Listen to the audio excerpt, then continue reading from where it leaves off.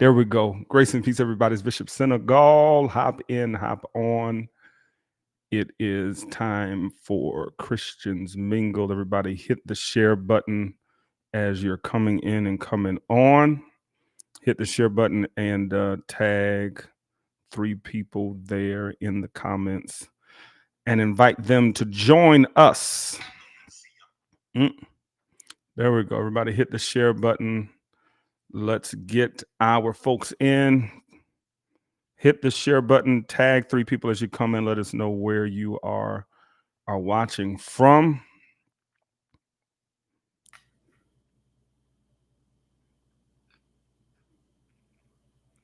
Come in, come on.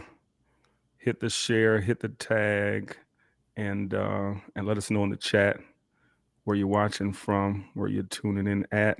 If you are on YouTube on the new on our new channel, be sure to hit that subscribe button, turn the bell notification on, and so that you get notified whenever we go on live.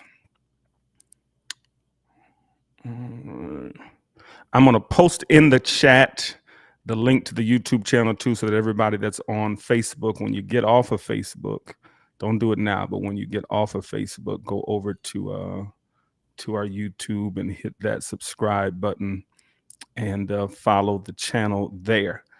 There are 133 of you all on Facebook right now. Let's get to an even. Okay, it's 143 now. I was about to say 140. We're good. All right. The Lord bless you all. Hit the share button. It has been what I guess a month, maybe a little over a month since we've hopped on for Christians Mingle, and we had a great conversation last month talking about whether or not the saints need to be dating them all. If you missed any of that conversation, you need to go back and watch it. Tim, hopefully you got freed from multiple dating since the last time, and you've come on over to the single-eyedness, the focus of one. Tonight we got, of course, our co-hosts on. Got Tim Clinton there and Dr. Tayari Wilson, our prophesying psychologist, on with us. And then, of course, Pastor Courtney Martin. And then we've got a special guest on with us tonight that I'm excited about. She'll tell you a little bit about herself and what she does in just a moment, and how you all can follow her. 142 of you all on Facebook. Get to 150. And then we'll get the conversation started. Again, if you would hit the share button and tag your friends and followers in the comments. If you are on YouTube, hit the bell notification. I hadn't figured out how to get us over to Instagram yet. Denzel couldn't figure out how to get us on to Instagram Live yet. Tim, do you know how to stream live to Instagram Live from Restream? I know how to do it from the other stream. Okay, StreamYard. StreamYard, yeah. Got you. So once we get that figured out, all right, it's 150 on. So our guest tonight is Taylor Chandler. She is an attachment therapist, and Dr. Tayari actually introduced me to Taylor's content a little bit ago, and then I reached out to Taylor. I was in a situationship with a dismissive avoidant. And said, all right, I need to, maybe I get just an additional perspective on how to approach this here. Her work is amazing. And tonight, if you don't know anything about attachment science and theory, hopefully tonight's conversation will encourage you to go and find that out.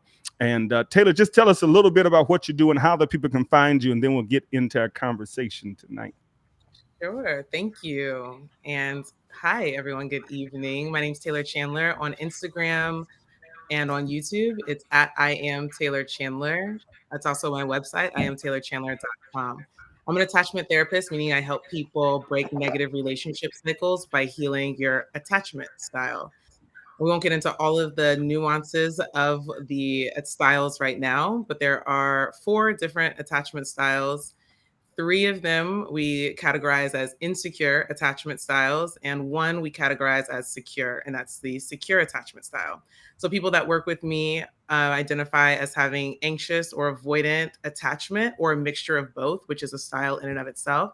And our goal is to heal and fix those things, that those systems internally that create those kinds of behaviors, and then we shift to secure attachment. That's what I do. I work with one-on-one. I work with people one-on-one. I also do groups. Wow. Thank you again. So again, you all can follow her Instagram and her YouTube channel. She's got a podcast she can talk a bit about, and then of course her website. Tonight, though, Taylor, you put up a video a little bit ago, and when I first saw it, I said, I like this kind of talk. And then, of course, I've seen it. It has blown up since. And the video said, because here's what we're talking about tonight, those of you that are logging in. And I know a lot of you all are practice cheaters, so y'all multi-dating stuff. And a lot of you all, y'all gonna really struggle. If y'all struggle with the no multi-dating idea, y'all may struggle some with what Taylor's video. So Taylor, your video said, as it relates to kind of being focused and managing your personal space boundaries, it said to cut off opposite sex energy for a year, right? To clear out your space. And so tonight we're talking about, you okay, Tim? You all right? Tonight we're going to talk about healthy boundaries around yourself as an individual who wants to be in a relationship, who is marriageable minded, healthy boundaries within the context of a relationship. And so, Taylor, tell us what that was about. You said cut off opposite sex energy for a year, clear out your space. What was that? Yes, that is what I said. And I had no idea it was going to be such a controversial idea. I really didn't. I was surprised. I'll start there. But that reel was about cutting off opposite sex energy, whether you are a man or a woman, clearing that out, making emotional space so that the person who you really are aligned with can essentially easily drop into that space, and there's no competing energy. That was what key phrase, I think, from that reel, no competing energy. Yeah. It was related to boundaries, which we're going to talk about today, and also getting real about the kind of gratification that we get from having the opposite sex in our space, even when it's platonic, and getting realistic about that, clearing that out so that you are essentially only getting that from one person, even if that person is not already there, that you are intending on being, as you all said, what was it? Single-eyed? Was that what I heard? Yeah. Yes. Single-eyed, single focus. Wow. Tim, you kind of set up, Tim. Is it possible to have relationship, quote unquote, platonic, close relationships, active relationships with people of the opposite sex, and be able to kind of focus your energy and attention on a relationship, or even getting into a relationship?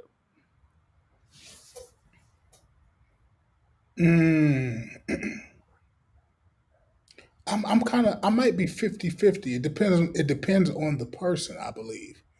Mm-hmm. That's tough.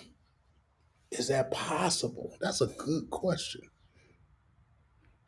I think this is history for Christians Mingles Live, that Tim is speechless. I'm definitely speechless because I would say yes. I would say yes. So you say yes, it is possible. Yeah, I think it's possible. Yeah.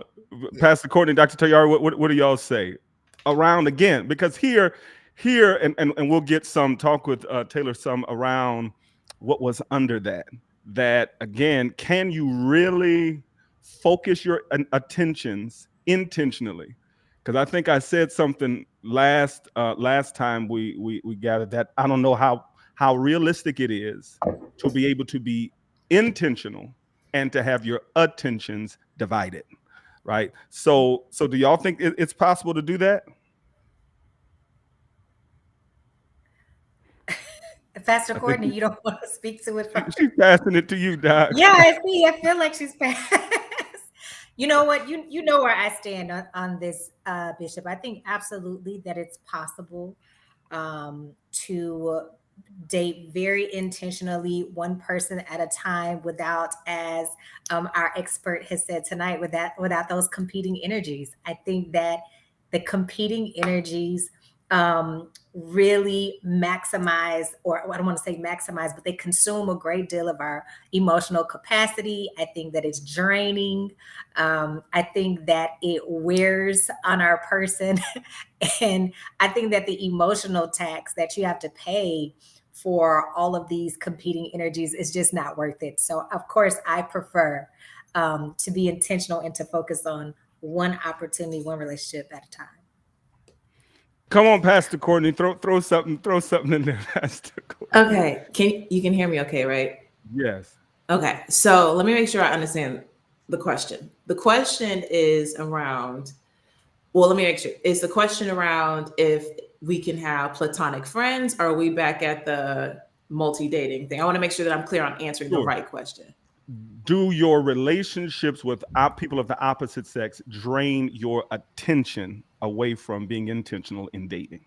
No, I actually value my friends, male friends, because they are able to offer a perspective that I do not have myself. I'm not a man, so I don't know how a man thinks. I don't have any frame of reference. I have no desire to be a man or think like a man, but I do want to be able to understand them well.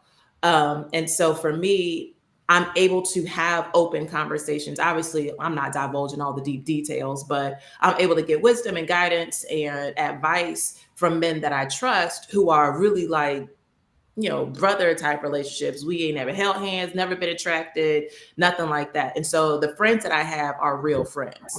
And there are clear boundaries in line as well. So I feel like it's possible to be able to have platonic friendships, and it's ain't nothing going on, won't nothing be going on. And these are people that you can trust while you're also in the dating process. For me, it's been a lifesaver personally. My personal testimony is having my brothers around, having my male friends around has been able to provide me a perspective, especially coming and being reintroduced to the dating world because they've been in it for a minute. Having them to be able like, nah, we don't do that no more, or this is probably what that means, or yeah, baby girl, you getting played. Like having that type of advice, because they're gonna give it to you real. They don't give it to you. They ain't gonna pull no punches. So for me, having platonic male friends has been a value add in my personal life. So that's just my take on it. Dr. Chandler, I didn't know that was the question. Now that I'm clear, I can really answer this now. I'm not allowed those privileges. I'm telling you that now. In a matter of a week or two, if they see a message or a comment on a social media site, they immediately want to know is who is she? What's the connection? Why is she on your page? And we're not even committed to a relationship. I really hate it here because it's like I have female platonic friends that we're cool and we're almost close to being sisters. Like real, ain't no sex involved. There's nothing going on, but it's like there. I don't want to call it insecure, but it is. And then it's like slightly intimidation because these women be fine. And so I kind of get it. You know what I mean? Because it can be someone that may not be as attractive and they don't care about them. She all out of shape. Give her a hug. But if the fine woman come on over here, Dr. Chandler, I got to hear it. And it's just, so I don't know. It might be me. I don't know if it's Bishop, but for me, I can't have female friends. I promise you I can't. So Taylor, get us back to that concept and something that Pastor Courtney touched on, this whole idea that the average platonic relationship are they purely and entirely platonic in most cases, or are they hopefuls in waiting that if the opportunity was presented and the invitation extended, then change the nature of it. So go ahead, Taylor. You know, I really find that in general, it's different for men than women. That for men, they would take it if you offered it. And women can really be for real and say, like, I am really just, like Pastor Courtney was just saying, I believe her. Okay. Like, that is really my friend. Ain't nothing going on. Ain't nothing going on. And women can be so serious about that. It will never happen. Men will play the long game and wait for years if that's what they got to do. And if they can be your platonic friend for as long as you let them, and when you open up the door, they're coming right in, no hesitation. And I think that's where, so something else to note about this concept was I got, extraordinarily different perspective or opinions, feedback from women compared to men.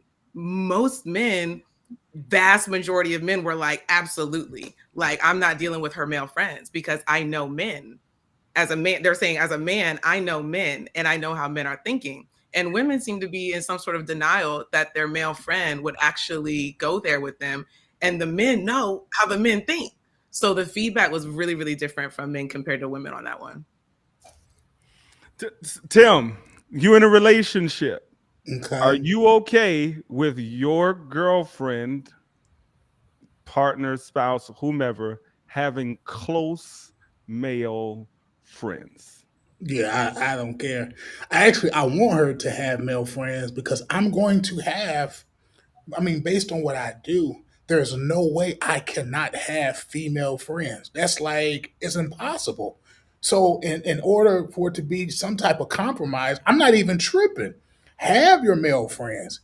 Like, I know, I personally would know when it's going too far. Like, I can discern that. Go ahead. Those of you all that are online in the chat, I want you all to answer. Are you comfortable with your person having close partners, friends rather, of the opposite sex? All right, type that in the chat. And I too am not sold on folks not being in waiting, Pastor Courtney. I bet, Pastor Courtney, if we were on one of those other TikTok shows, I would say call one of your close friends right now, one of those close guy friends. But also part of that is because I would say 80% of my male friends are married, like, and not like, like all of us are like a big gang, we're a pack. Like, I'm the only one. Well, maybe one or two other people who are still like single in our friend group, but everybody else is married. So I can call and she gonna be on speakerphone too. And so so for me, like, that's when I say I have male friends, I have single ones now, and those are the ones, like, if I just, I want to go out on the town because I ain't got no man and I want to go out to eat or something like that, I'm gonna call brother, what you doing? Let's go. There's this new restaurant that opened up. Let's go hang out.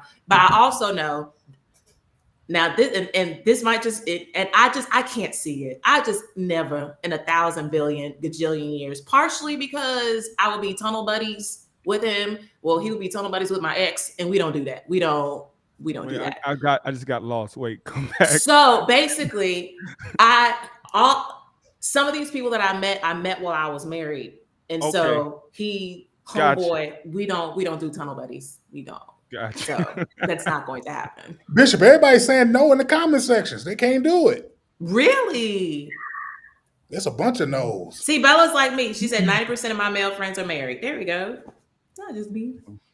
And you know what? I have a little bit of both. Some male colleagues, friends that are married, some that are not, but not people that I spend, like one-on-one personal time with. I think that it's because of the statistical data and just probably what I've seen also just in my field, in my profession. It's exactly what was shared earlier. It's that the men are waiting. They will wait for the opportunity. And so for me, that means that the friendship is not genuine. It means that it's only a friendship as long as I established a boundary, that it's only a friendship. But at the moment that you have an opportunity to slide in or whatever for it to become something more than a friendship, then men typically, and I've had this experience multiple times where I tried to have very genuine, very pure platonic friendships with men. And as soon as they assumed that they had an opportunity to have something more, they're gonna shoot their shot, right? They went for it. And so for me, it's kind of been discouraging. And then in the sense that I would never want to cause my person to feel insecure because of those relationships. And again, because men know men. See, I've been single for almost 3 years. Ain't nobody tried not nan thing. I mean, not one. But that's the thing, Pastor Courtney. You got to first open the door. You got to first open the door to test it. Like, I've got a very close friend. Pastor Aziza Morrison is my sister minus blood. I mean, blood could not make us any closer. But if either one of us tried to open any kind of door, both of us are going to say to the other, "What's wrong with you? Have you lost your mind?" Yeah, that's never going. I wouldn't. But again, to test that, the door's got to be open. And to be clear, Taylor, you were talking even before getting into a relationship. So what is the objective of a single person who's not in a relationship clearing out that opposite sex energy? What is the intention of that kind of personal boundary? The intention is to notice, realize, and own the gratification that you're getting from those opposite sex, in this case, male friends. For example, the wisdom that Pastor Courtney gets from the men in her life, the platonic friends, right? That's something that your monogamous romantic partner, he wants to be that for you. The person who you call for the car trouble because you don't know what's going on with the oil. I don't know what's going on with my car. Okay. He wants to be that. Right. And so when you want to try a new restaurant, he wants to be that. And so that's about like really almost, I use the word sterilize a lot, like sterilizing the environment to see like, I almost want to, another thing I think I said in that reel was to starve yourself, like to starve yourself from getting that energy. So that you're really, in a way, like in want of it, like you are energized to get it, and you're focused on getting it from that one monogamous romantic partner, not getting it sprinkled here and there from different people platonically, even if it really is truly just platonic. You're never going to go there, but you're still getting gratification from that really your man wants to be that. Now, I think that was good. I'm coming right to you, Tim, because something I did hear when I went and listened. So I don't like just to do the sound bites. So I went and listened to the whole podcast session. Taylor, that whole idea of starving yourself of opposite sex energy and comparing it or paralleling it to that what you call the principle of retention and semen retention, right? Everybody type in the chat. Retain your energy. Type that in the chat. Type it in the chat. Retain it. Tim, what you were going to say? I'm setting myself up a little bit, but I'm going to just say it. Dr. Chandler, I think, honestly, men, I just say men, I can't speak for women. I think we should minimize the amount of platonic relationships. And I'm going to tell you why. You know, I was once married. I've been divorced 10 years. And the moment I opened that door for those platonic, I don't even know what that word means. I'm just going with y'all tonight. It sounds good.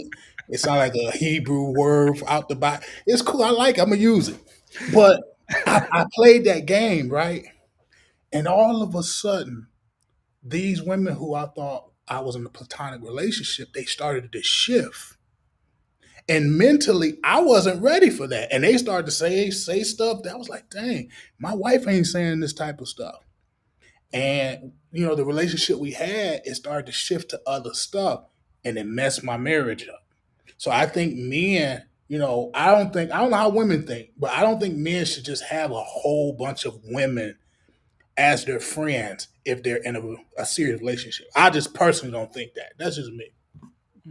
And we can't run past something that Taylor said, starving yourself so that you can see how it's feeding you. What is the value, the role, and the place, the significance you are giving to that type of energy that we are receiving from these other, you know, relationships with people of the opposite sex? Pastor Courtney. Okay. Pregunta. So I guess I would want to know, because in my mind, that would make that leads with the assumption that that is something that has not been taught. The value of men, the glory of their presence, what it is that they are able to provide, their role, their responsibility, how it is that I, as me and my feminine grace, interacts with him at his highest capacity, all of that. And so I think to starve yourself when it's something that you've been taught, I guess I'm wondering if there are requirements around that recommendation. Like if you came up with, whether it's a father or uncle, a grandfather who you had a good example of that, you had a present, loving, emotionally intelligent, all the different things. So you've had this example to watch and you were able to see a healthy marriage play out before you, et cetera, et cetera. I don't necessarily see the benefit of starving yourself from something to learn something that you've already been taught. So I'm wondering if there is some other metrics around that, or like how it is that you came to that particular conclusion might help me too. That's a great question. That is a great question. So most of the people that almost like I'm talking to on social media or who become my clients don't have that. And I think that we can all agree, I'm gonna reach here. I don't think it's too big of a reach. I think we could all agree that in the Black community, most people are saying they don't have models of that, healthy models of that. Even if parents or grandparents were married, we're still saying like, I still don't see a healthy model of it or a healthy marriage, or they didn't make marriage look appealing, or there was all this stuff going on. So I think that's a really good question. And I would say for sure, it makes a difference. It does absolutely make a difference. So think that when someone doesn't have the model of that, then I am gratified by that and don't know how to honor it, like honor the male energy that comes into my space. Maybe I'm greedy with it or I'm irresponsible with it, things like that. And so the starving yourself is almost like an emotional fast. Like when we fast from food, right? Like I become more aware. And so like you're saying, if I'm already aware, that it's not going to have the same impact. So I definitely see what you're saying. And I agree. It makes a difference. I like the idea of an emotional fast. But even if, and this is just for our thought, even if you come from an environment where you have been exposed, to it,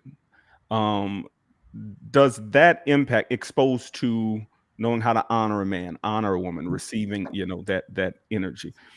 Does being exposed to it negate that I am gratified, especially as a person who's not in a relationship, right? If you're not in a relationship, you still have an appetite and a desire for that opposite sex energy, that interaction, the reciprocity, whatever it is that you get from that. Does that change because I've been exposed to it? I mean, because again, our appetites, the way we attach, the way we experience human beings, the way we experience, again, opposite sex energy is at its core pretty much the same. Now, how hungry I may be for it and what boundaries I may be willing to allow to be crossed to obtain it, that may be impacted by my exposure to a healthy example of it. But at the base, whether I grew up eating at a Michelin-starred restaurant or eating McDonald's, I'm hungry, right? And I want some food. Does that make sense? Dr. Taylor, does that make sense? Yeah, no, it does make sense to me. I get it. And even while you were talking, I was thinking about, as much as I love like a good tiramisu, I can watch other people have tiramisu. I can be exposed to tiramisu by its smell, its texture, its taste. There's nothing like having my own. And when I am abstaining or not having the tiramisu that I love, I'm always going to appreciate it more after a season of not having it and then being able to have it, than I would be just having the exposure to it, having it be around me. So I do agree in that way. I also appreciate the principle of emotional starving, because I think that it increases your appreciation. I think it increases the value, because now you have something that you didn't have that you needed. And so it kind of fills the void. I think one of the mistakes that men, especially make in relationships, is that they feel those emotional voids. Women do the same thing. We fill our emotional voids with multiple relationships. We're getting that gratification from various relationships. So even if it's just from a sister, a friend, a neighbor, my mom comes and she does my laundry, my sister cooks for me on Sundays, or whatever it is that you feel like you need. Or even as like Pastor Courtney said, she said, sometimes when I want to just go check out a new restaurant or whatever, I have that's my guy, that's my dude. Like we go, hey, let's go over and check this out. I feel like it still kind of fills the void. It answers something for us that in some cases should be reserved for our partner. There's nothing wrong with it, but I do think that the experience with your partner is more gratifying if you reserve, some of those things for them. I did agree. But go ahead, Tim. I think, Tim, you were about to say something. No, I wasn't saying go ahead. You did. Yeah, because okay. And maybe I'm new to this, and I'm definitely willing to be taught in this regard. Because, and let me make sure I'm hearing it correctly as well. Because what I'm hearing is like there are some things that we're satisfying with our current relationships that we'll get more satisfaction with our spouse or person of choice, which I can understand because that's basically your heartbeat in a bodily form. That part I agree. The abstaining until they get here though, because the other part of it is I don't know how long it's going to take for him to come. Like, I don't know where I'm going to meet him, if it's going to be in 6 months, if it's going to be in 6 years, if this process is going to be long and or short. And so I think you mentioned the year, fast and that being an approach, but like after the year and he's not here, I think it is, I don't know how well advised it is to tell people like, oh, well, these relationships are just a substitute for the thing that's really, really good that's coming. I think some of that language has actually negatively affected the female Christian community, where we have now get into that place where people start to idolize certain types of relationships like marriage and being engaged. And so they start settling or accepting different types of behavior because everything is supposed to be better once you get over here. And so I think, I don't know. I don't know if it just doesn't feel as balanced to be able to be like, oh, it's going to be better with this person. So you just, so now you're just kind of spreading it out between all these random people. But that's also what the purpose of community is for, right? Like, every joint supplies, and we can all lean on each other at different points in our lives. And so if I'm waiting for my husband to come, but he's not scheduled to arrive until 6 years from now, am I just supposed to sit here and go to dinner by myself? Am I supposed to, I guess, so what's the balance there? I think that's the part that I might not be hearing just yet.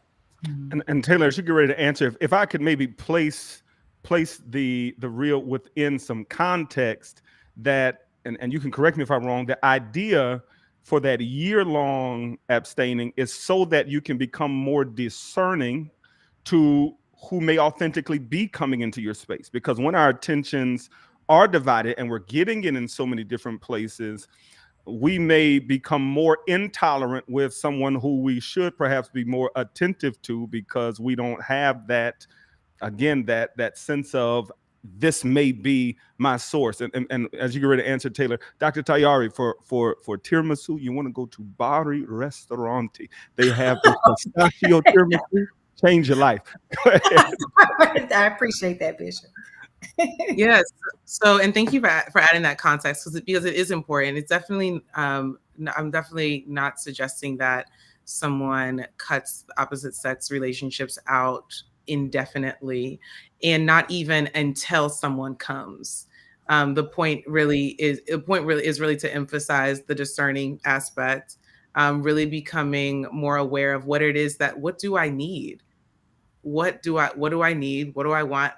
And how can I clear out any sprinkles that I'm getting, so that, and so I see someone in the chat, someone put best course, right? How can I like clear out those little bites that I'm getting from friend over here, friend over there, and really understand like what would truly satisfy me all in one?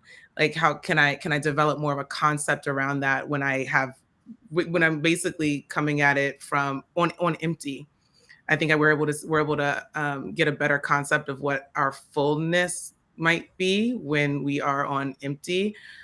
So it's definitely more about the awareness, highlighting what it is that you need, what would truly satisfy you, and is not an indefinite suggestion, a never-ending thing. And the goal is not literally to get a person; it's really truly for like more of like self-realization and understanding who's really aligned with you on a romantic level.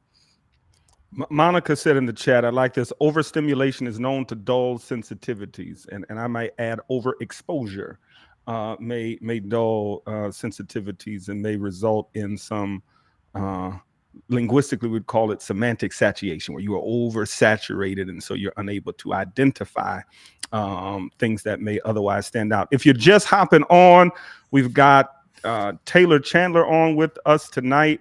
An attachment therapist. If you are on YouTube, hit the subscribe button. It's only a lone 3 of you all on YouTube.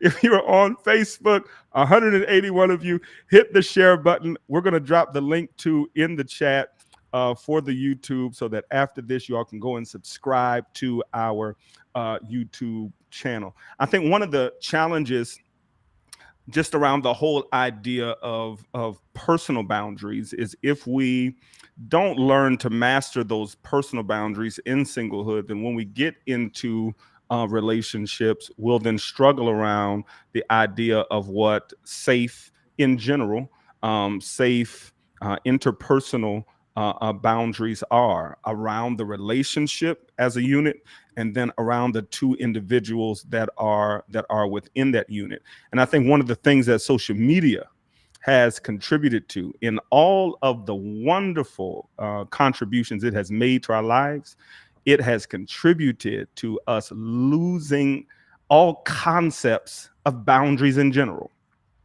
Right? These what we're seeing constantly being put in front of us. We idealize that and idolize that. You know, when was the performance? When was the Super Bowl, Tim? When was that? And the halftime show. And I made a comment on Facebook about it. I said, "My goodness, isn't that woman married?" Right. And Yeah. and this man is on it. And the saints of the living God was on me. Bishop, leave it alone. You know, they just performing. But when we put this stuff constantly in front of us, right, our ideas around what healthy boundaries should look like are supposed to look like. And is it even safe to have those boundaries without being called insecure, right? Without being called. Because I think when I shared, Taylor, some of the clips to my stories, and some of the responses from some of my followers were, you know, that man is insecure, that woman is insecure, if there's this idea that space needs to be put in the relationship. How do, Taylor, ideas around boundaries, how should they be formed within a relationship? Are there just some basic boundaries that a relational unit should have to protect the health of that relationship? Talk to us some about that. You know, I don't think that there's something like with boundaries and with a lot of other things as well, like a one size fit all or like one blueprint for everyone. I'm not with it. Okay. I do think that in general, probably many of us will agree that certain boundaries are healthy. Okay. And certain boundaries are good. I still don't think that there's one blueprint for everything. And so the important thing with boundaries is that boundaries align with what it is that you need. Part of the reason why we want to kind of fast. And so we understand what it is that I need and what it is that triggers me, and what kind of boundaries do I need to protect myself as an individual, and then in a relationship. So that is so individual. A lot of us might agree on certain things like I would imagine everyone here and in the chat would say, I would like to be respected. But the way that you like to be respected and what signifies disrespect to you can be different from person to person. And so it's really important that when you're talking about boundaries, that like reading a book is only the beginning of it. You got to read yourself. Like, I need to know what Taylor needs. Pastor Courtney's going to be different than Taylor. Dr. Yara is going to be different than Taylor. Bishop, you're different than me, right? Tim's got different boundaries that he needs. So we're all going to have some similar healthy needs probably, right? But the way that we get those needs met and what triggers us, there's a line that I use a lot that says like whenever we have a trigger, like a trigger button is pressed, it means that there's a need that's not expressed and a boundary that's not set. We all got different triggers. Okay. And so I need to know like what triggers me that's directly related to what it is that I need. That's like the other side of the coin. And then that informs the kind of boundaries that I need in place. So it's really individual. We all need boundaries, but we might have different boundaries and different degrees of those boundaries. The friendship thing is one really good example. We all have different opinions and nuance to that. But we all want our relationship to be respected by our platonic friends. But the way we need that respected can be different. That's good. And I think one of the challenges perhaps around the conversation just of boundaries in general, going back to what's set under this whole concept in the first place, is a lack of a self-awareness. How does our attachment styles inform and influence our ideas around boundaries, interpersonally within the context of a relationship, partner to partner, and then even externally, right? Those relationships that may not be as close, and so because they're not as close, the boundaries look a little different there. Great question, and I hope that I explained this really clearly. So please, if anyone has any questions, ask them, and in the chat, ask them. So I mentioned at the beginning of this that we have 4 different attachment styles. We've got 3 on the insecure side, and we've got 1 on the secure side. Right. If I have an insecure attachment style, in short, that means I'm experiencing excessive anxiety or avoidance. Like a word that people often associate with anxiety is clinginess. Like I've always got to know where you're at. And and you don't call me back in 20 minutes, I'm stressed. Okay. And I have a hard time regulating. So something like, okay, Tim's stressed right now, just hearing about it. I can't. So anxious people are stressed and they stress people out. Okay. So we've got anxious people and we've got avoidance. So I withdraw when you come close. I actually feel like I need to put excess space between us to try to protect myself or keep my resources protected from you.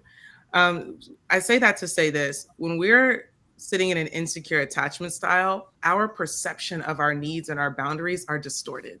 So already, like if I'm not secure, my idea of what it is that I need speaks to, it's almost like I'm feeding my insecurity rather than coming from a place of security, which allows for a lot more flexibility in relationship.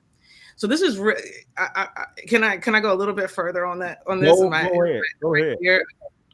So when it came to, like, for example, the friendship thing, right? Like, can your partner have friends or not?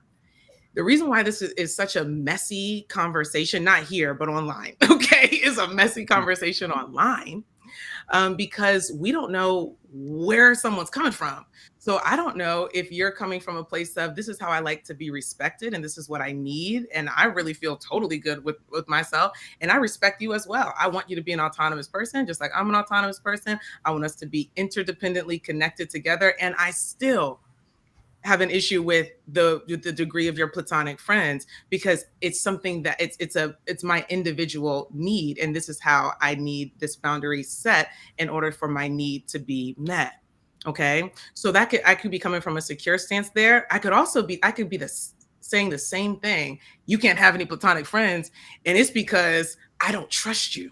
And you haven't done anything to red flag me. These are my own projections from my past. And I'm saying the same thing as a secure person is saying. But you don't know where and simply put, you don't know where I'm coming from. You don't know what kind of attachment I have. So that's an example of, like, if I'm coming from an insecure place, that's an example of how I might be making a demand or making a request of you in this relationship, but I used the word feeding earlier, so I'll stick with that. It's feeding my insecurity. I'm protecting my insecurity. I'm even protecting my ego, okay, rather than coming from a place of trust and respect of myself and the relationship. So I hope that I said that all clear enough. Our needs, the way that we express our needs, what it is that we need, greatly is affected by if I'm coming from an insecure place, whether like how I see myself and how I see relationships, or if I'm coming from a secure place. And if I can add one more, that perhaps also our needs around or ideas around why it's okay to maintain certain proximities, also being connected to our attachment styles, is because if I've got a friend who does not look to me for the same level of intimacy, the same level of closeness, and I'm able to get a need met while keeping them in a certain space, and then I have this person who is desiring relationship and intimacy with me, who that level of intimacy triggers that sense of anxiety and discomfort, then I may want to keep them. And when we're talking about the whole idea around security and insecurity, because a lot of people may hear that and may automatically think, well, I'm a secure person, right? Especially if they don't have an understanding of these attachment styles. Those of you all that are in the chat, if you have not taken any type of attachment assessment, I don't know, Taylor, if you have one that's available online. If not, I want you all to go to thepersonaldevelopmentschool.com, and there is an attachment quiz. Dr. Thais Gibson, who is also excellent in the conversation of attachment styles. You need to go and take that, so that, and at this stage in my life, right, it's a non-negotiable for me, especially after having experienced certain types of attachment styles. At this stage in my life, and should be for those of you all that are listening, certain levels of self-awareness should be non-negotiable, right? People being in tune with where they are and informed about where they are, how they are, and why they are, should be a non-negotiable. Those of you all that are in the chat, somebody asked a question. I think this is directed to Taylor. Dawn, tell me if this is to Taylor. Can it be misinterpreted as control? I'm assuming that's around what, setting those boundaries. It can be, for sure. So I think it's tied right into what you just shared, Bishop, that I need to be able to articulate where this is coming from to help you understand me, right? Because again, the friend example is a great one, but it could be a lot of different things. What time I think what time can those platonic friends be calling you at night? What time does everybody need to be home? Okay, like a lot of things can be misinterpreted as control, and when it's really a boundary. So it's really, as someone put the word in the chat a bit ago, my motivation behind it. Is it coming from a place of mutual respect? Okay, is it coming from a place of mutual respect, or is it coming from a place of fear? Right? Is this coming from a place of I love you, and this is where it's coming from, and I love myself, and this is where it's coming from? Or am I afraid to lose you? Am I afraid what you're about to do? Am I afraid that those are totally different motivations? But you could have two people coming from a place of fear to a place of love, saying the same thing, but that energy, that motivation behind it can be totally different. And so I first need to know myself, because we can mistake our own boundaries for we can mistake ways that we are controlling as boundaries, because boundaries sound a whole lot better. It sounds a lot better when I'm like, this is just a boundary I have. But have I really reflected on the why, where this is coming from within me? Okay. And again, I think that the very easy, simple frame is love and fear, and being able to articulate this to someone else. When we are coming from a place of love, can I share my heart with you, so that you understand where I'm coming from, so we can minimize those misunderstandings. That's good. That's good. I've got some of you all sending me DMs and texts that my camera keeps blurring, taking my hat off. I don't have a haircut right now, Saints. The hat is not coming off. Tim, have you ever taken an attachment assessment? I need to take one immediately. I would venture to say, Tim, Dr. Terry, what do you say? I think Tim is I'm probably going to the a website fearful now. leader. What I is think it? he's a What fearful would leader. I say for Tim? Yeah. Avoid it.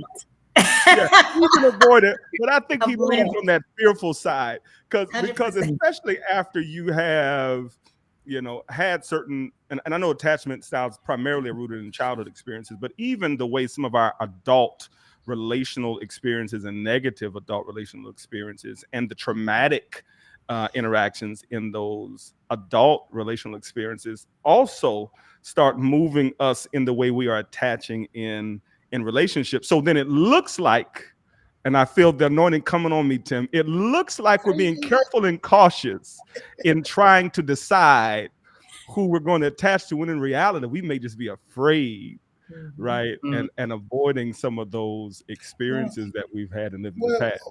Here's my only problem, Bishop. And I think I might be a little outdated and maybe too old school. But I think that a very important part of these relationship conversations is I think we're missing the strength in friendship. And when I say that, I mean these people today don't want to build as friends anymore. I feel like there's a we bypass friendship just to jump to these serious conversations. And so when tough times happen, people usually break camp because they were never friends to begin with. And so now we've allowed the culture to create this new term, friend zone, meaning that that's just a certain space that we sit in for a moment until we get into a serious committed relationship.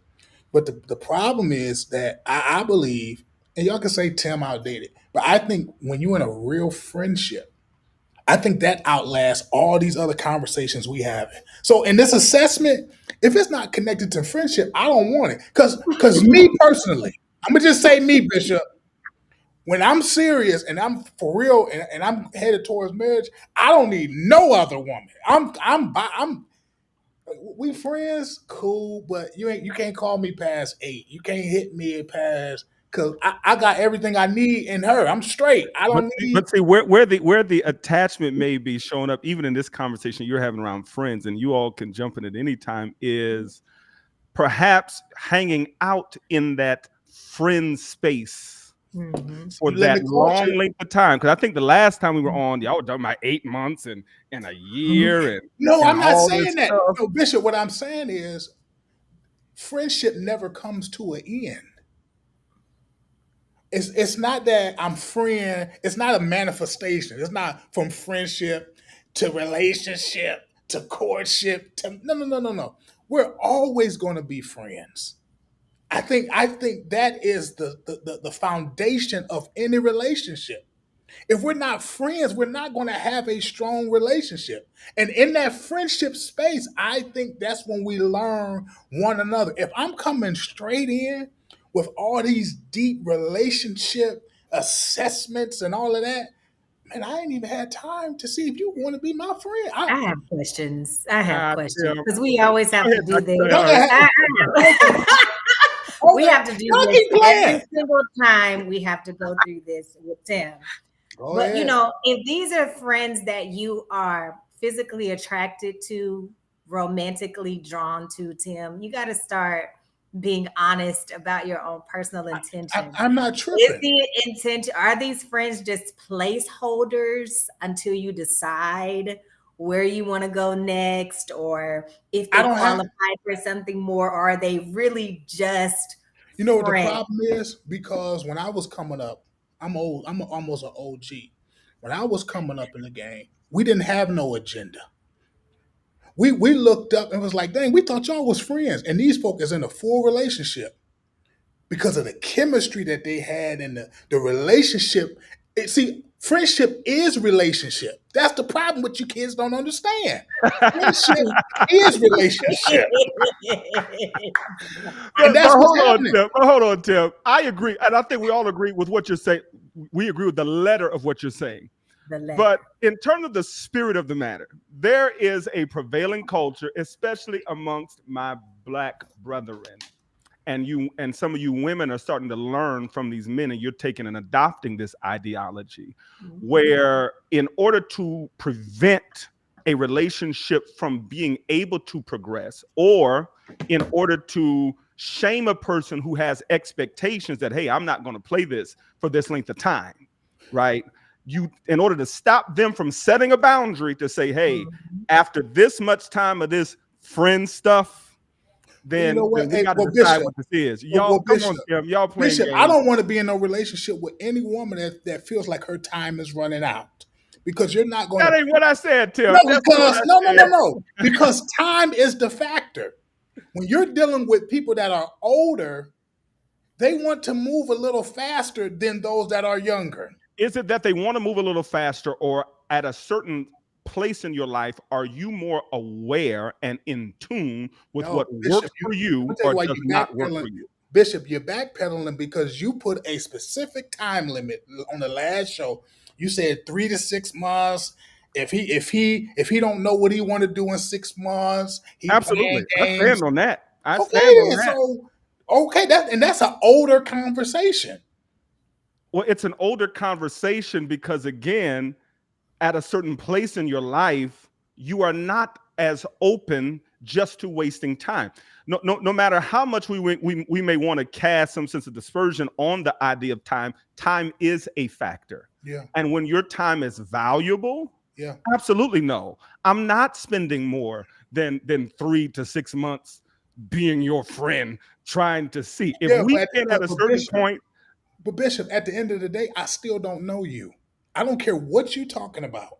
I do not know you. And this what we're talking about is the rest of my life.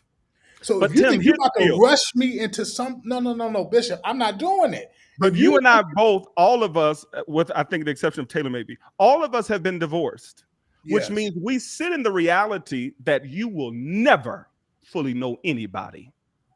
The person that I divorced, I was convinced I did not know that version of them, right? And there is a version of me that exists today that people who knew me 5 years ago, 10 years ago, 20 years ago did not know. Yeah. Right. I sat at dinner with someone that I dated years ago and said to them, you don't know me. I don't know you. Right. So the reality is, Tim, that's some fearful cop-out stuff this the rest of my life. Fearful. Come on, Tim. It's not fear. It's some bottom lines that we have to establish. And that doesn't happen in the 2 weeks. And next thing you know, we're having these about 2 weeks engaged conversations, relationship conversations, as we're experts. And I look at every relationship per situation. I don't base my last relationship. I don't base my new relationship based on my last relationship. Yes, I do have what I feel, this is what I need. But I still got to start from the beginning. I ain't jumping straight into these deep relationship conflicts. How was your day-to-day, baby girl? Let's ask our expert tonight. Come on, Dr. Chandler. Taylor, it's spicy in here. You advise with the clients that you are seeing who are marital minded and they are dating intentionally. Yeah. Right. Do you advise them to set a boundary around how long they will allow themselves to hang out in the undefined friend space that Tim loves? Hey, Dr. Chandler, don't let him downplay that friend. Please don't. I saw the quotation marks. So, for me, honestly, like the way that I practice, I actually don't advise a particular time. I get the 3-month thing, and I think that's totally reasonable. But for where I come from is that regardless of how much time you're about to spend, is that you share openly. I'm talking about by date 3, what that person ultimately wants. We know that Tim wants marriage. I know that. I just met Tim today. I know that he wants that. Okay. And there are other things that people need to be clear on, right? Like some foundational things that regardless of whether it was Tim or John or David, there are things that regardless of who it is, you just need, that you're going to need that in a long-term relationship. That's what you need to know that by date 3.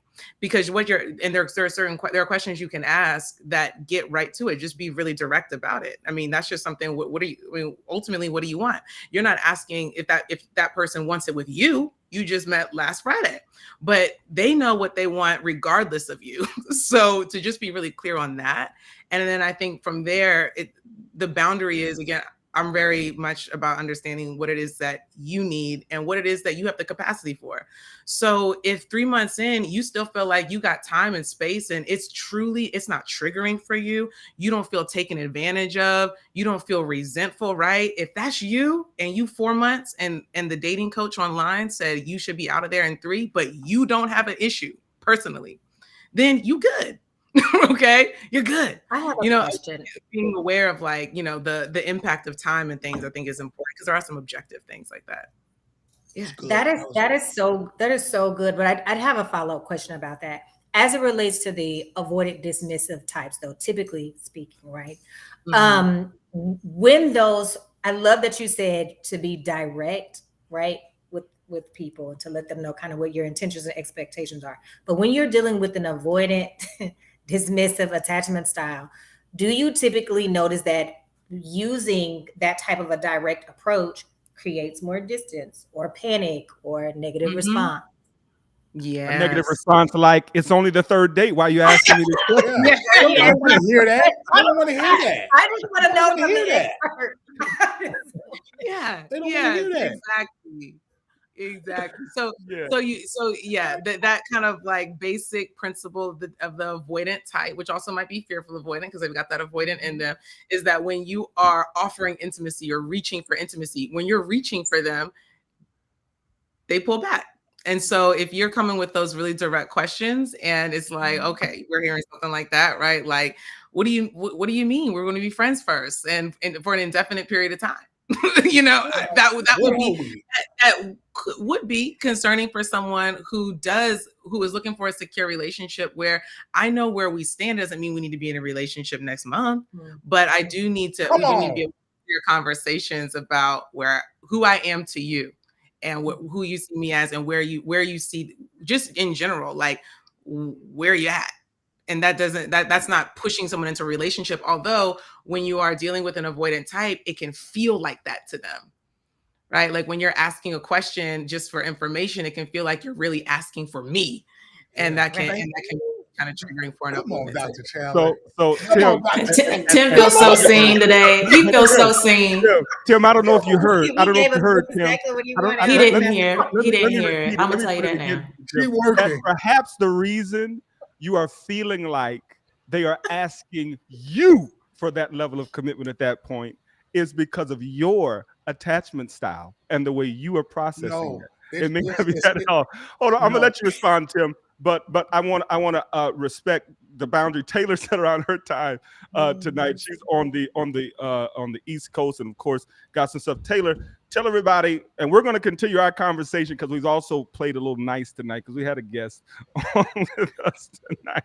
Pastor Courtney has been really, really in there tonight. But Taylor, tell everybody again how they can find you. Listen, some of you all, whether it's you as an individual or perhaps your relationship, you as a part of a couple need to enlist in Taylor's services. Tell everybody again how they can find you and how they can do that if they need some of your services.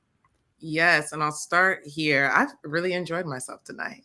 I think this has been a great show. So thank y'all for allowing me to be in your space. I've really enjoyed it. I hope you'll have me back. Taylor. Okay. We're on the same page. Same page. I would love to come back. So thank y'all for having me. My Instagram, my YouTube, and my website is all I Am Taylor Chandler. So IamTaylorChandler.com. I Am Taylor Chandler on Instagram. Same thing on YouTube.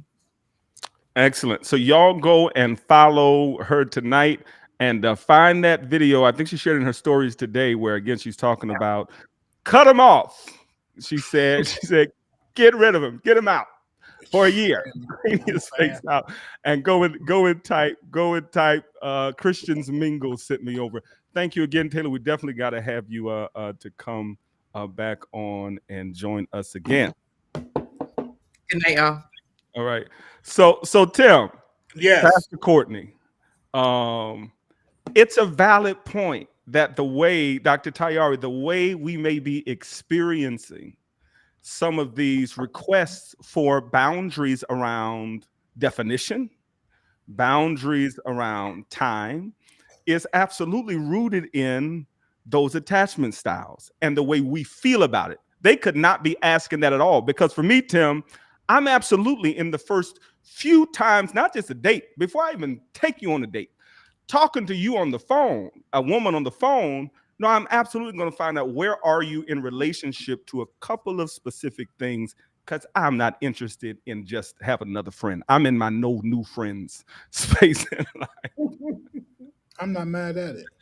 Yeah, But Bishop, I'm not going to have somebody feel like I'm pressured to answer what are we in a period. I don't even want to say a short, in a period that I don't believe that we don't even know too much of each other to even sure. answer that question, what are we? So I think there's a difference between the question of what are we and what do you want. Oh, that's even worse. So let me ask the ladies: y'all don't think that in the early part of interacting, that a man or and for you, Tim, a woman should define what he wants and what he's looking for? Okay, so I see LaShayla, she's just like, you've been quiet. All right, so now that the good doctor is gone, here's my thing. Taylor, they gave you a PhD tonight or a PsyD, one of them. Go Oh, ahead. she's not a doctor. No, Oh, my bad. Tim's gonna make everybody a doctor. Go ahead. Everybody. Okay, so I have had experiences on both sides. On one hand, just like you actually mentioned earlier, Bishop, I have run into a lot of Black men who do think along the same line as Tim, where it's just like, the language that they've used is, organic, and I want it to be real. I want it to develop naturally. Because I want it to last a long time, et cetera, et cetera. Different reasons for why they want to keep the label of friends on things. I think when I first came out of divorce, like, to me, it made sense because I didn't feel like I really had a solid friendship to fall on. And so I tried that, and then I realized, it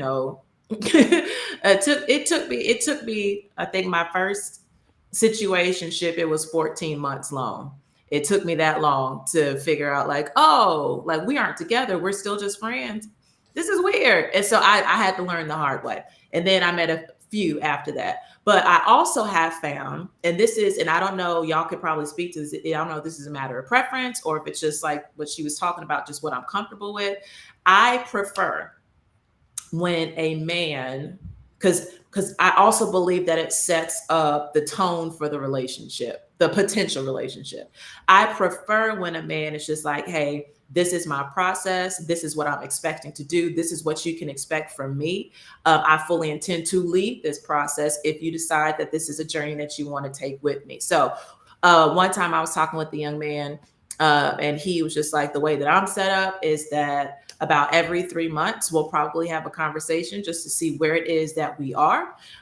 We can decide to either move forward together or we can decide to part as friends and everything be cool. But I believe that there needs to be a conversation at each point. So for me, I am able to, and I try to use this language very carefully because, it's a Christian space and I don't want people to get weird with like energies, but I'm able to rest into my little feminine grace and just be a soft little rose petal because this man just said he got it. So as long as there's going to be a conversation, I'm fine. As long as you aren't afraid to have dialogue around the future, I'm good. It's the people who run away and run around those conversations and get all stiff. And why are we talking about that? Why are you pushing on that?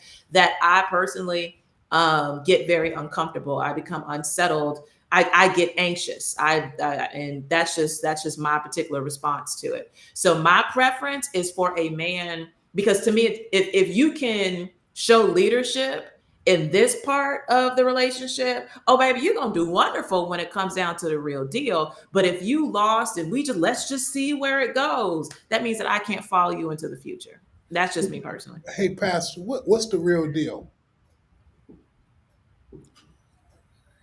What do you want?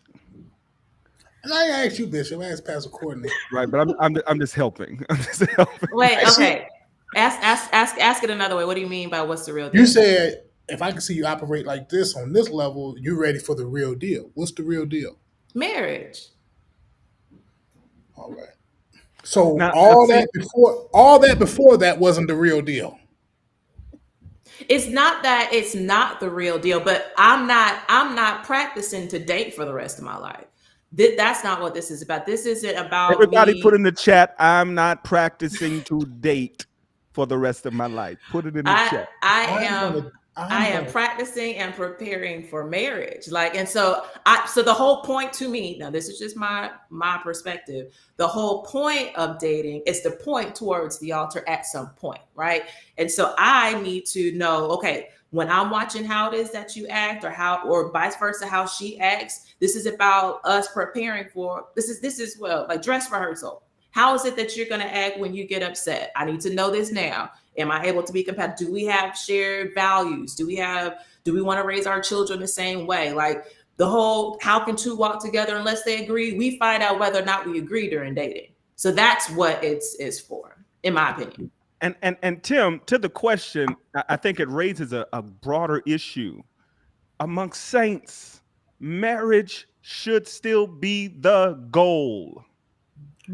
That should absolutely be our objective as to why we are dating. And if we don't get comfortable enough setting these boundaries again around our time investment, Pastor Courtney said she was in a situationship for 14 months. Tim, you ready for this? Me, the man of God, as decisive as I am, was in one for 19 months. And let's be clear, watch this now, because I want to also help my brethren. It wasn't because of me, because see, y'all women too, y'all done learn these games from these men of, I want to make sure. I'm trying to, it takes me a while to decide, and the saints have become. But Bishop, here's the unfair part about divorce, though, that we don't have in the conversation is, and you divorce people online, you ain't got to agree. But the truth is, most of the marriage is not bad. Most divorce is situation. Something may take place in a moment. In my case, let me just forget it. I talk about me. The majority of my marriage was not bad. So when we talk about divorce, it was not like, oh, this relationship was just so ugly. I stood in it and it was 10 years and it was no. I did something that was bad and it was off in that moment and it ended everything. And it ended a good thing. A good thing came to an end. So I just want to put that out there. And when we have divorce conversations, because usually, not saying Bishop, me, myself, same here. But that is not my testimony. But when it was bad, yeah, it got bad. Oh, it was bad. Glory to God. Those of you that are coming in, hit the share button. Yeah. We're talking about boundaries, whether it is around platonic relationships, people of the opposite sex, time. And I think that's a big one. Go ahead, Tim. I got to go back because I like Pastor Courtney tonight. She working. When we talk about dating, and I don't want to practice dating, I want to practice dating. I'm going to tell you why I want to practice dating. Because I'm a 40-year-old man. And whenever I go on a date with who I'm with, even when she becomes my wife, I want to make sure I'm putting the best effort in dating her, even at 70, at 75, 80. Dating, see, y'all keep letting these internet shade room kids create these concepps of what dating. It's the gaslighting for me. What is happening right now? You know what she was it's the gaslighting. I can't. That. You know what she was talking about. I'm old school. I'm an OG. No, you know what I'm gee, talking about. nothing, And here's Timothy. why this is important, because there's some folk who watch us who are lifelong girlfriends and boyfriends. Facts. They are on the Y'all better obituary say that. as lifelong Say that. companion. Yeah, as y'all better say lifelong boyfriends, girlfriends in a relationship that is not advancing to the degree. See, what Right. happens when you have an expectation, but you are in, whether it is a personal relationship or just the community that you are in, that downplays and minimizes having a boundary around time, you'll start talking yourself out of your right to have a boundary about how long you are going to be in the I'm just a girlfriend boyfriend stage. And you will teach yourself to settle and to accept that at least you got a good friend, Tim. I'm ready to fight though, because here's the thing. Because Let's go. what you're talking about is beautiful. I Let's go. mean, on the surface, Timothy, it is so beautiful. Oh, The Timothy. idea that you will date somebody for the rest of your life, and that Come on. starts in the dating process. But what you are talking about is an indefinite friendship that never evolves into a committed relationship. I don't See, even the know- committed relationship, or even the uncommitted relationship, like the unexclusive dating, like that is dating. But if you just friends until you get comfortable, or until you feel like y'all know each other enough to actually begin dating, then the dating part never happens, and that never turns into marriage. But And Dr. so, Courtney. what the doctor? Bishop, no, I've been calling folk doctors for the last 20 years. You ain't got to have no certification. You could just No degree. acquire Ain't even got a high school diploma. They I doctor. mean, Dr. Courtney, I said, yes, Bishop. when I explained the whole dating piece, I said, even in our dating, even if I'm married to my woman, I said, in that dating space, I want to make sure I'm putting my best effort. And that's beautiful. I think for language purposes, Pastor Kim Graham in the chat gave us a good distinction. What did Pastor say?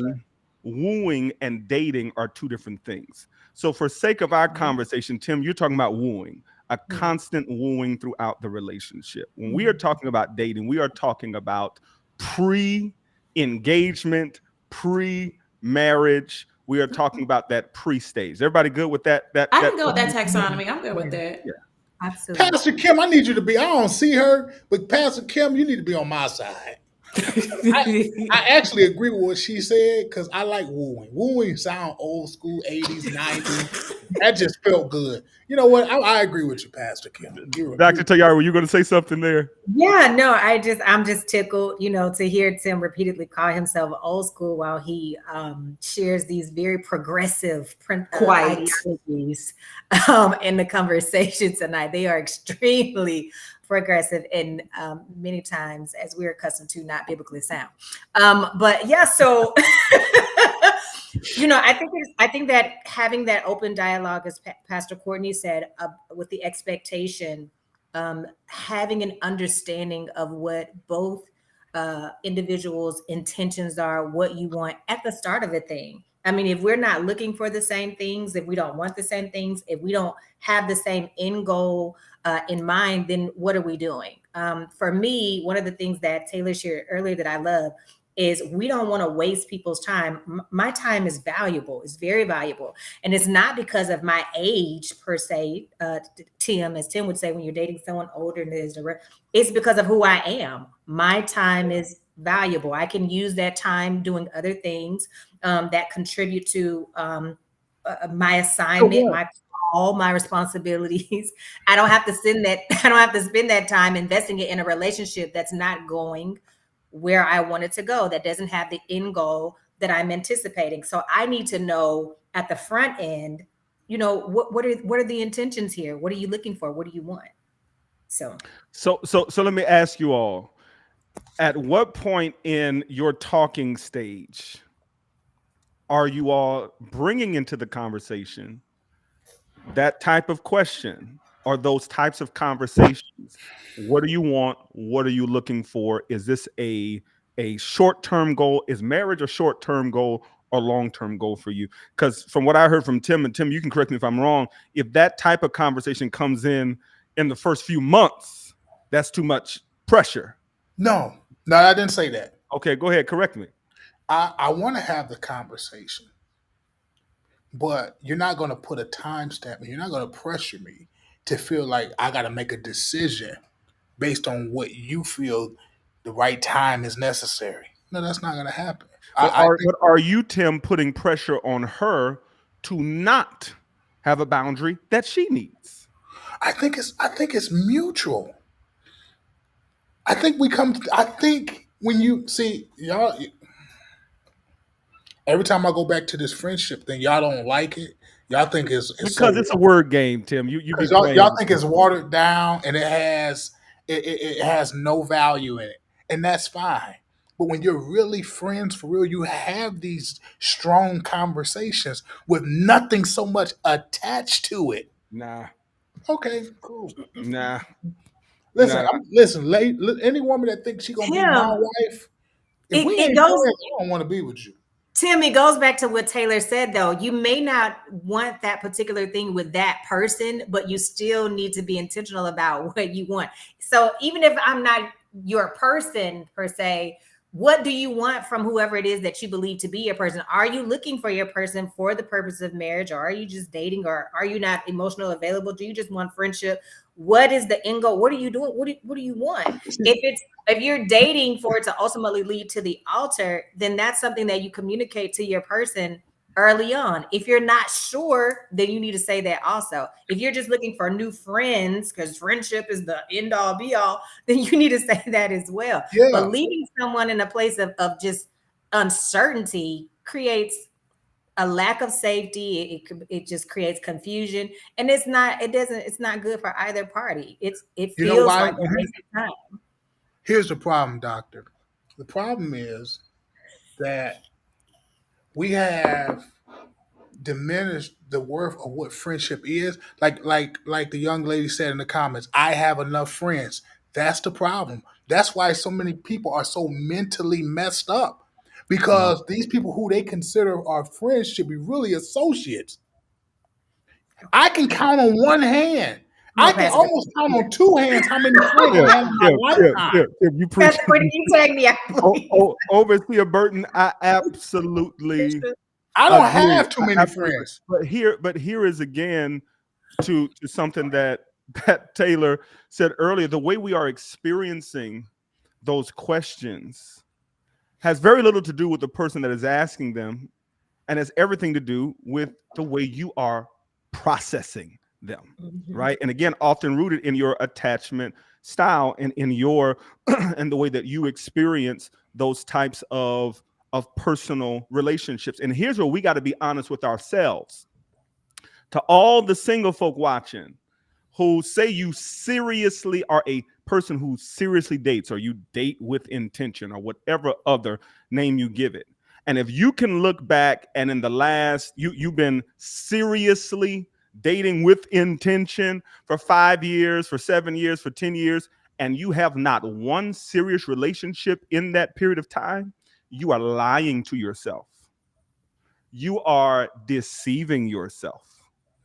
In that length of time, now, just because you've been single that length of time don't mean you've been intentional that length of time, right?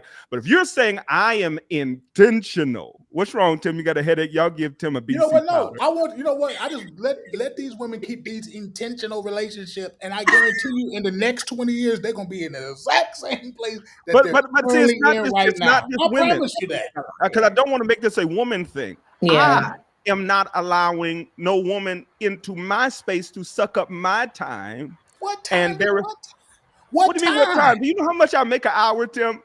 You know? Correct. That part. That part. I mean, what time are we saying that they're The wasting? time of my life. What I'm saying, what is she doing that's taking up your time? I'm emotionally investing. I am financially investing, right? Because women don't pay for anything in my presence. I am investing in terms of my conversation and just my time at large, because it's impossible to intentionally date and not invest time. How are you doing that? Somebody said, Tim, you're in the same place. We ain't the same. So yeah, are you in the same place? Me and you ain't the same. Well, go ahead. I'm listening, Bishop. Come on, Tim. There is a time investment. And the way I invest in a person that I'm interested in is different than I invest in just some other woman. So I'm not. y'all are not gonna convert Tim. Okay, he Absolutely. you are not gonna convert this man. He is set in his own ways. He is going to date how he or friend how he friends. He is going to progress And in date his how, like you relationship. said, I'm going to date how I'm going to date. Y'all just giving all this wisdom and revelation and insight and scholarly articles, and he is not having it. So y'all just And these scholarly articles are from folk that are not in relationships. Well, that's not really the way empirical evidence works. Right. Tim. That's not quite the way that research works. What makes it objective is that it is not rooted in personal experience. That's kind of what makes it objective, is that it's not rooted in our personal experience. Those of you that are watching online tonight in the chat, do you all set boundaries around how much time you will invest without things being defined? I will say when I alluded to this earlier, when I first got back into dating, I didn't do 60-day, 90-day, 3 months, 6 months, because I knew I was a novice. I didn't know what I was doing coming back dating after being married for almost a decade. So for me, it was the purpose of dating was about me getting my sea legs, learning how to do this, relearning myself, exploring myself. I know Taylor was on here earlier, and so for her way of doing that was to spend some time by herself. And I did that for some months with therapy. Well, I had been in therapy already, but therapy and all of that while the answers are coming in. Did some of that, but the truth, at least for me, in my experience, I learned more engaging with other people, with men. I learned more about myself, more about what I like, what I don't like, what I can handle, what I don't. The triggers happen in interaction. And so the same way that marriage is a mirror, all relationships, all connections can be a mirror. They show you who you are and what you're not. So when I first came out, after I had my time of healing and just kind of quiet to myself, I did not have a timeline, which is also how I ended up in a situationship. But then after that, I just kind of started doing a little bit of speed dating. All right, that's when my multi dating was really kicking in. And of course, this wasn't like multi exclusive dating. This is just just open dating. Nobody had progressed to the exclusive yet, and thank God. Woo! That's a whole nother testimony. And so now that I am more healed than I was when I got out my divorce. I am more clear on who I am individually, purpose-wise. I have my understanding of what my triggers are. I know how to self-regulate, and I've been through all that stuff. Now I don't wander around because I'm trying to learn something. I've learned it, I know it, I understand it. And so now I have more boundaries, or at least I have more of an idea around it. I think for me, and this is just me being transparent while everybody's putting their answers in the comments, what I am having to learn to do is to be comfortable with that and be comfortable with walking away when our desires don't match. Like if Tim is a until it happens person and I'm just like until May, then then I need to be okay with walking away without having that fear of, well, what if nobody else comes? What is that scarcity type of mentality? Having the courage. Some of my apprehension around the walking away is, I don't want to have to do this again. I'm not trying to have to let nobody. I don't want to learn nobody else in this way. I don't. You like to be efficient. Else. Okay. No, listen, you only got but so much to pour out. So, Pastor Courtney and then Dr. Tayari, Tim, what is for you all? Do you have a specific time frame that you set that we're going to define something by this time, or I need to make a shift? Yeah, I definitely. Well, first of all, I think coming into the relationship or whatever with an understanding of what the intentions are, that's the most important thing to me, right? Understanding that we want the same thing. I think as long as we're in agreement about what it is that we want, I'm more flexible on the time. However, if I know that a person's expectation, their timeline kind of matches my timeline in the sense that hey, I know I want to be married. I don't believe in maybe dating long courtships, 2 years, 3 years, or whatever at this age and this season of my life. Then for me, I'm more comfortable kind of taking my time as long as I know that we have a shared goal. But also, I'm always going to be upfront to let anyone that I'm dating know that, hey, I'm not interested in dating at this age and this season for more than 2 years. Like that's probably like the max, and probably really not even that long, especially if we want the same thing. As far as how soon we have to define it from a courtship to being dating and exclusive, yeah, I kind of have a timeline with that. And for me, it is kind of at that 3 to 5 month-ish mark. I need to know because again, my time is valuable. 3 is top for you, Bishop. I just don't have the kind of time to I'm just busy. I can't do it. I don't have the emotional capacity. I don't have the physical time. I just don't have the availability to make space in my life, emotionally, physically, anything else for a person who we're not locked in with. I have to steward my time and resources and everything else well. And in order for me to do that, I need to know what are we doing? And I need to know, pretty early on. So Dr. Tayari said 3 to 5 months. She needs something to find. Tim, is there any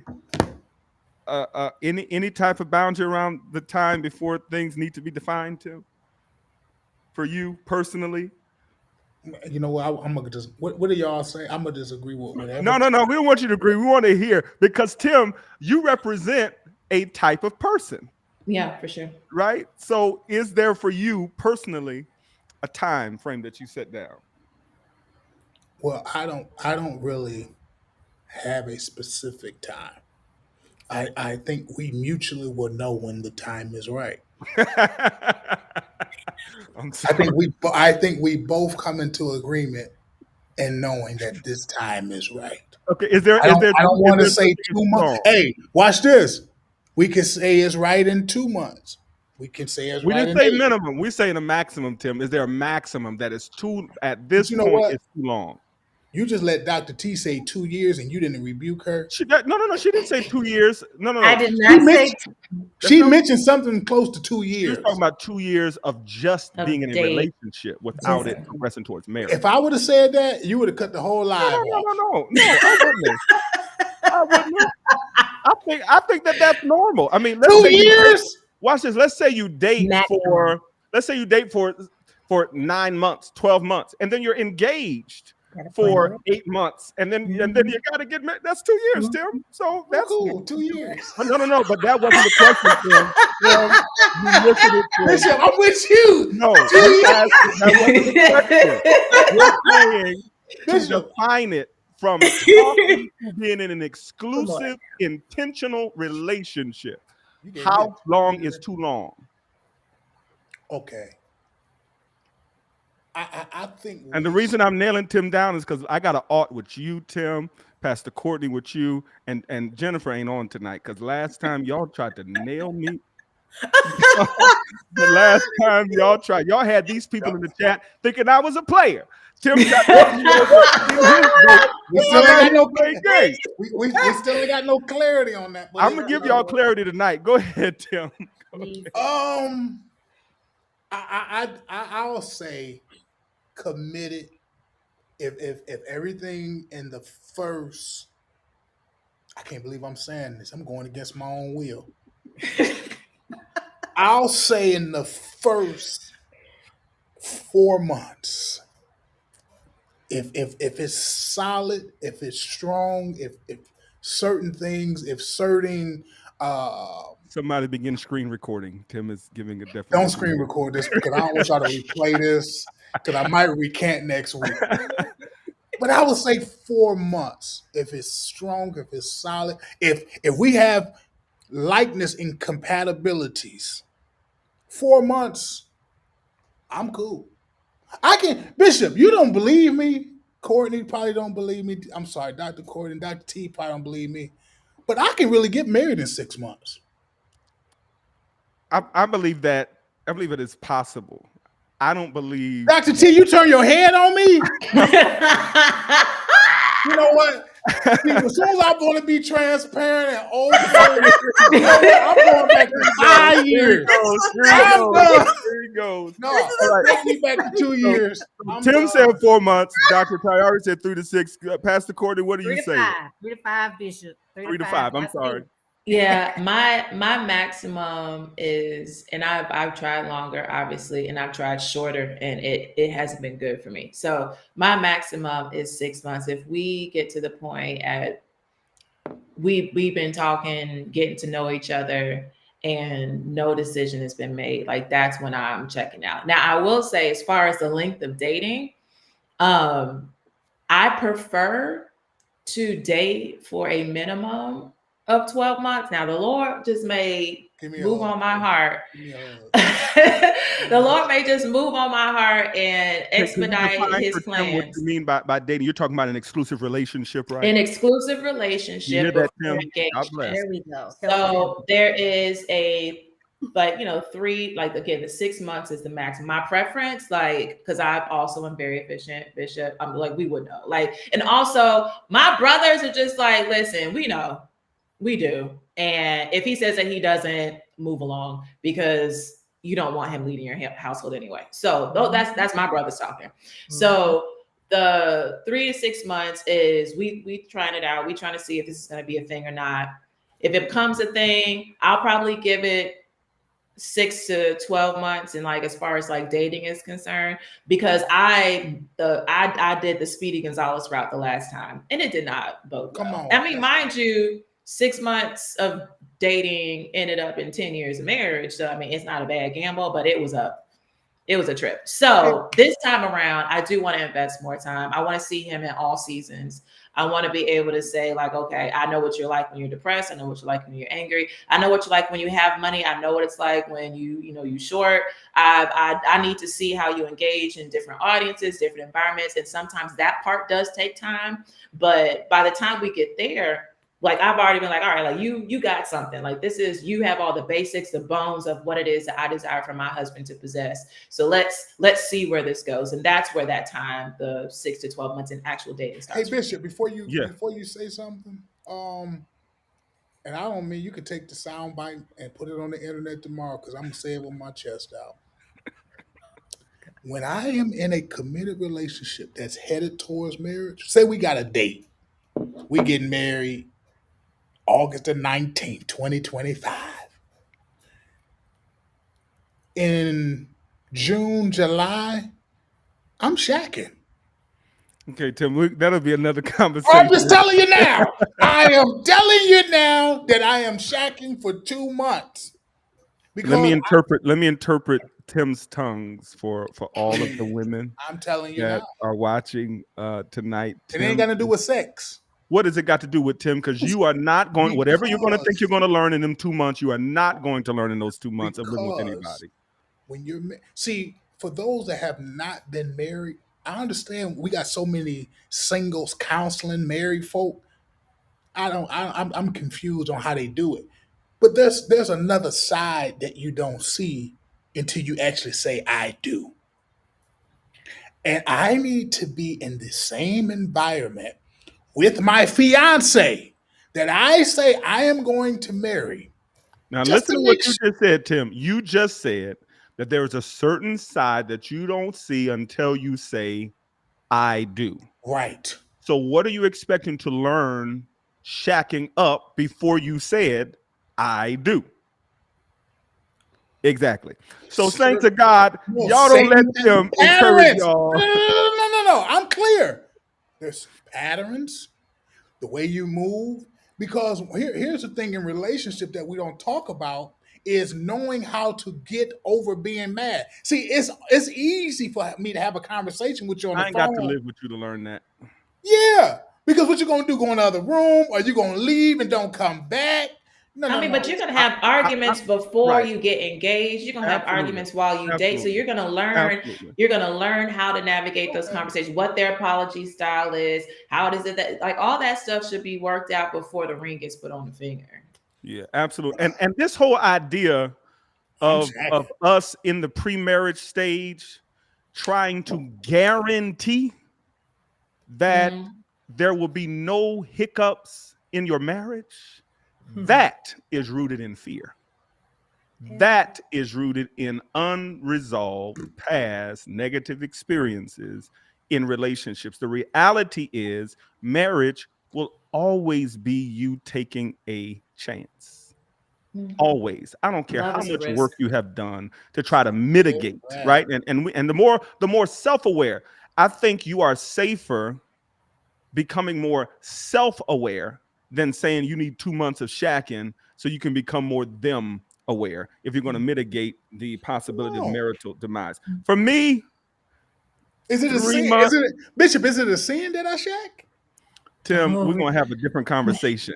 I'm just asking. I mean, what am I doing wrong for shacking? Let me ask you a question, Tim. Let me ask you a question. Are you having sex while you're shacking? No. I can have sex when That I'm ain't not shacking. that ain't my question. My question is, are you living together and completely abstaining from any sexual interaction? Cool, no problem. Yes. That's no problem? Yes. Well, you're more saved than me. Your flesh is more in control than Bishop, mine. I don't have to shack to have sex. I can That's go not have what it I tonight. said, though. I didn't say that you got to shack to have sex. But I am saying that you are more exposed to the opportunity, and those energies, the male and female energy, are now coexisting in that same space. Come on, Tim. Cut it out. Don't act like it does not intensify when you are in that kind of space. Saints that are listening, y'all don't listen to Tim talking about go and we are shack talking to the saints.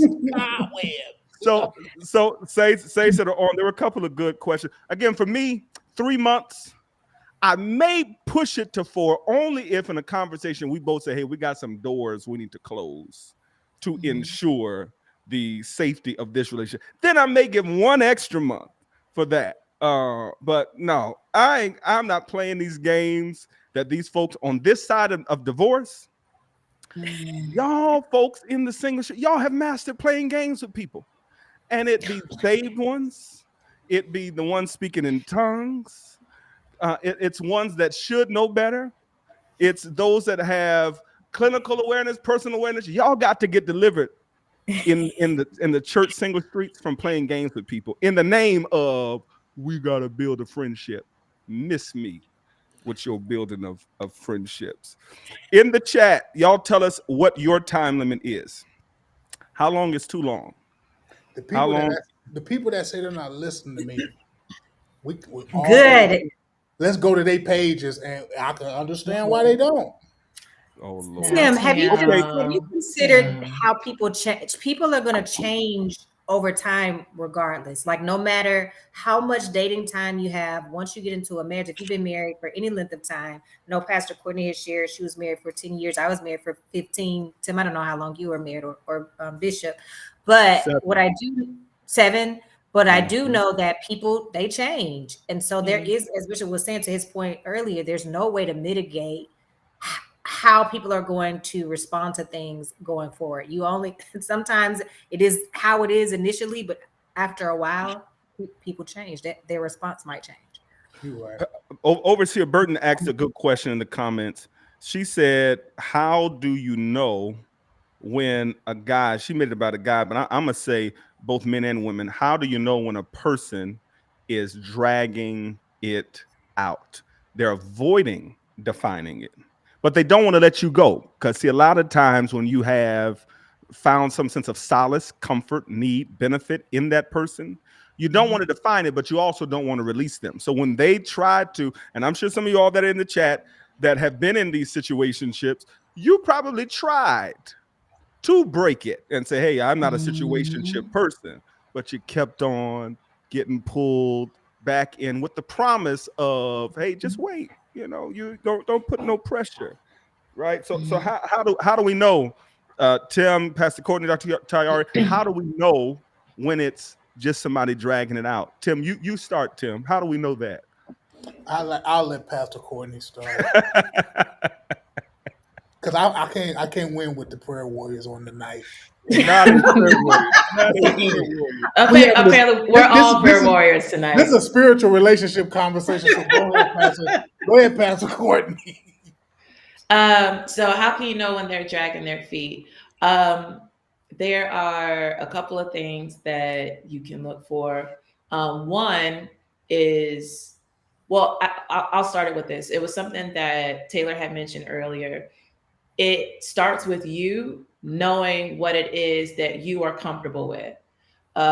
Somebody might be good with being just, without labels, no friends, just friends for 7 to 8 months. But like within yourself that, you get uncomfortable, and not just like a normal nervous discomfort, but like it's really upsetting for you. It makes you feel unsafe. It makes you feel uneasy. It makes you feel unvalued after a certain period of time.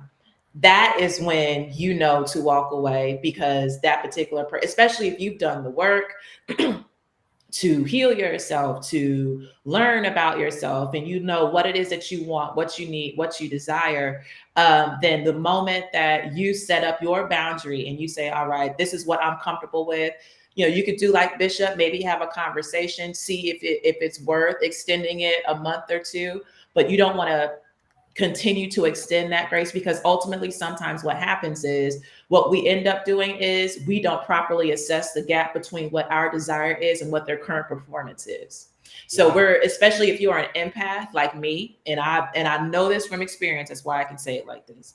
When you are an empath like me, especially if you are a prophetic person, and I hate to make it spiritual, but I can't help it, or you're an apostolic gift, you are used to building, you are used to encouraging, you're used to edifying. There's a certain amount of especially when it's mixed with that empath in there, you want to see them grow, because you can see the potential. You the visionary of visionaries. So you can see 6 months ahead, you can see a year down the line, but sometimes you just need to look at what's right in front of you and realize that they are not going to close the gap. And if they do, you might actually end up losing some of yourself to get them to gain. And that's not a win for you. And so what I would, once you get to that point where you start feeling, sorry, y'all. I think my battery's back. But once you get to the point, there are two things that you need to look for and feel within yourself. You have to be able to separate the difference between what it is that you like about them and how it is that they make you feel, because it's not the same. So you may see that they are charismatic, that they are funny, that they are fun to be around, that they're a good cook. They do all these different things, and you end up building up this identity around them. You need to now take an assessment about how they make you feel. I feel abandoned. I feel rejected. I feel like they don't value me. I feel anxious anytime I have to bring up certain topics. And then once you do that type of assessment, then you're able to say, okay, as great of a person as add to that while you're writing yes. that space, discerning the difference between how you feel about them versus how they make you feel. Yes, sir. Right? Exactly.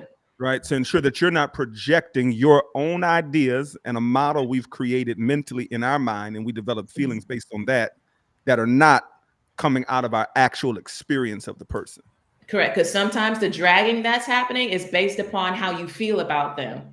Like you end up staying longer because they're so this and they're so that and they're so that. And you end up ignoring the fact that you're being neglected in the relationship, that you aren't actually getting what you want, that this isn't a win-win, that when you came into this with your boundaries, that they have crossed the line time and time again. So those are the things that I would consider when you're trying to decide if this person is dragging you along. One, is it beyond that timeline that you already agreed with yourself? You made the agreement within yourself that you are no longer comfortable with. Two, have you actually done the work to discern the difference between how you feel about them, like Bishop said, and how they make you feel? And that'll help you figure that out as well. Good. Dr. Tayari, how do we discern when somebody is just dragging us along, dragging it out? Yeah, I feel like in a nutshell that Pastor Courtney has already kind of articulated my thoughts as well. I think it's about first honoring your own boundaries. I mean, we have to stop expecting people to honor boundaries that we've established that we won't honor for ourselves, right? If you're going to dishonor your boundaries, how do you have the expectation for someone else to honor them, right? So that's where you have to begin. Once I've established that boundary, once I've communicated what my desires are, what my intentions are, and how far I'm willing to go with a person before I have to make a different decision. Once we arrive at that point, if you haven't made a decision, right, concerning what our next steps are, then to me, that is, first of all, an indication that you have made a decision not to honor my boundaries, right? But I'm going to always honor my boundaries. But you have made a decision not to honor my boundaries. And at that point, I have to make a decision on if I'm going to honor them or if I'm going to bend, be more flexible, extend more grace to give you more time to make that decision. Now, if I've already been flexible, or if there is a conversation that takes place that I feel requires some kind of an extension, requires an additional grace, then that's fine, right? For whatever reason. However, in many cases, like when we shared earlier about the 3 to 5 months, that's a pretty reasonable time span to determine if someone wants to date you exclusively, and then another 6 months, 6 to 8 months from that to determine if they see you as a forever partner, as a spouse or not. And so anything beyond those reasonable boundaries, it's time for me to make a decision to do something else. So in a nutshell, it's about honoring the boundaries. That's good. Tim, you still deferring that question? It's a good question. I think it comes down to a decrease in communication. When this person is no longer communicating at the level, and here's the thing, because a lot of people think that communication is just talking, consistently talking all the time or texting all the time. And then if I don't text at 3 p.m., what you doing? Something must be wrong. If I don't call you no, I'm not saying that. I'm saying that if the communication that you guys have established in that relationship, if it starts to decline, then I feel like, okay, you just tag me along. And I think, that's an easy cutoff because it's going to show me that you're not interested. So I look at it as, Inconsistency. inconsistency. Thank you.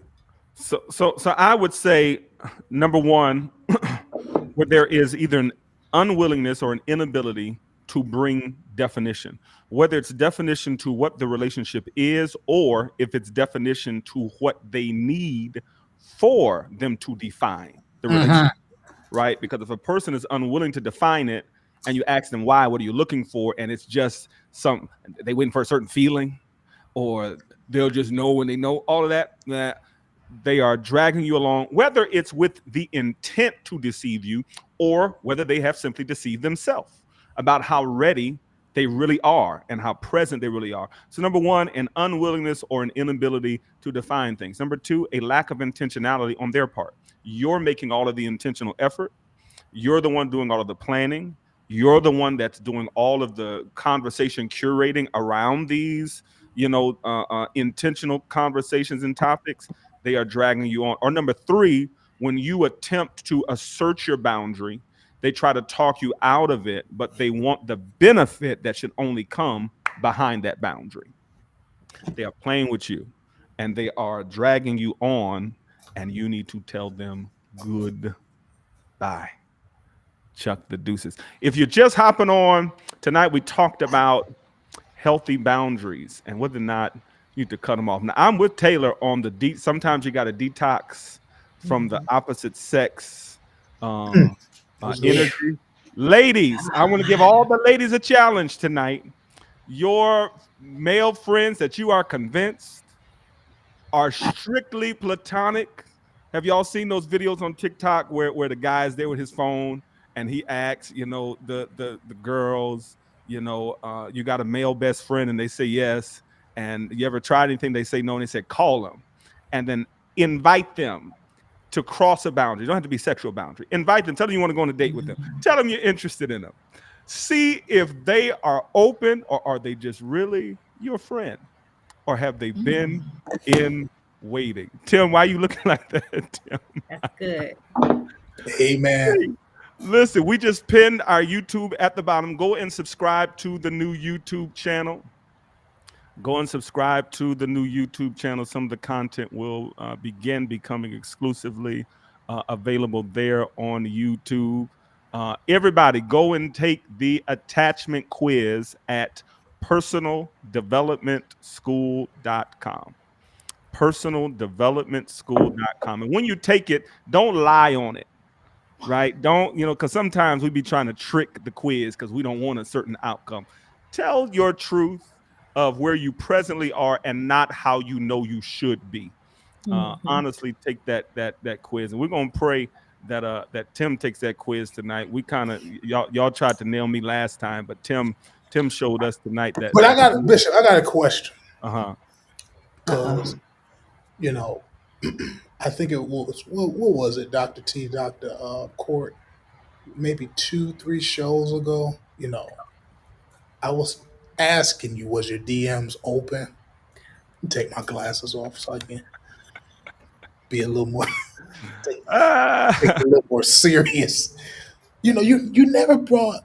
It was not clear on your relationship status. I didn't know. Let me clarify. Number one, please, why I need to hear tried to nail me, and y'all were wrong for that. Number one, but I was in the midst of some litigation, and in which they were trying to find out if I was talking, entertaining, dating anybody, so they could try to bring that person in for questioning. I was not giving them my personal business, number one.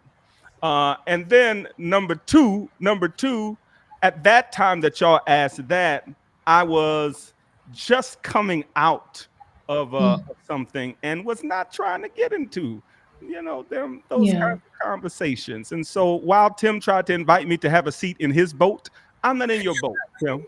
All right, don't put me in your canoe. Wow.